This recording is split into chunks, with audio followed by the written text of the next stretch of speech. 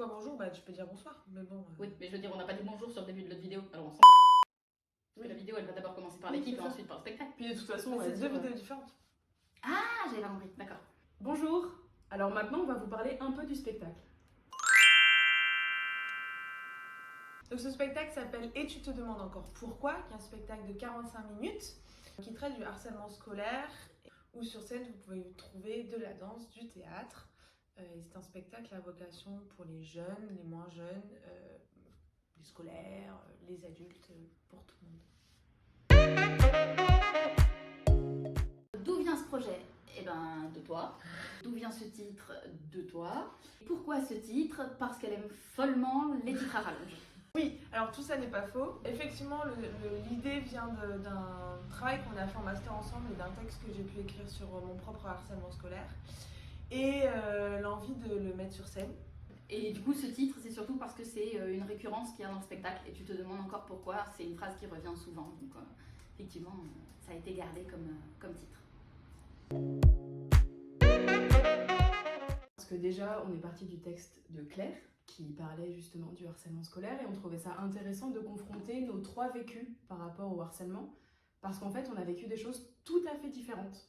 Et on trouvait ça intéressant d'en discuter ensemble et de créer en fait un objet autour de ces 3 choses. Le harcèlement ne s'arrête pas une fois qu'on l'a vécu. C'est quelque chose qui a des répercussions sur le long terme, et c'était intéressant aussi pour nous de réfléchir à comment on se construit en tant que femme, pour nous, dans notre cas, après les différents types de harcèlement qu'on a pu subir, voilà, comment devient-on adulte avec cette petite chose dans le coin de notre tête qui nous rappelle toujours un peu ce qu'on a vécu, comment ça se passe à partir de là.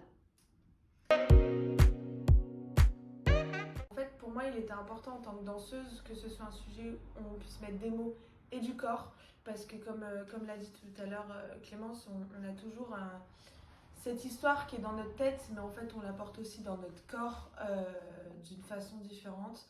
Et pour moi c'était important, après avoir écrit un texte, de pouvoir le danser et que les choses sortent différemment grâce au corps et parfois au traumatisme du corps. À partir du moment où on l'a écrit, en fait on s'est rendu compte que quelque part on avait beau avoir grandi, vieilli,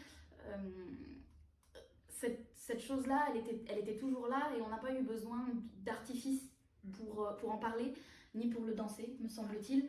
Et le but de ce spectacle, c'était aussi de parvenir à créer un dialogue avec tous les publics qui sont susceptibles de venir nous voir. Et du coup, c'était aussi très important pour nous à la fois de ne pas être dans la morale, mais de ne pas non plus être dans quelque chose qui soit intensément déprimant, qu'on n'ait pas tous envie de se pendre à la sortie. Donc il fallait qu'on réussisse nous aussi là-dedans à trouver une certaine forme de légèreté, et cette légèreté à la faire passer aussi au public, que de temps en temps on puisse se dire on peut rire de ce qui nous est arrivé. On n'est pas obligé, mais on a le droit. Box. Témoignage. Cellulite. Pour comprendre, il faut venir voir le spectacle le 6 novembre.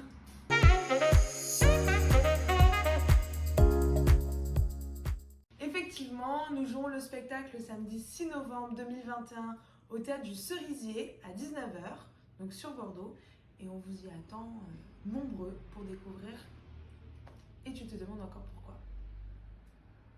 C'est bon? Ah oui. Merci. Merci. Bonne journée.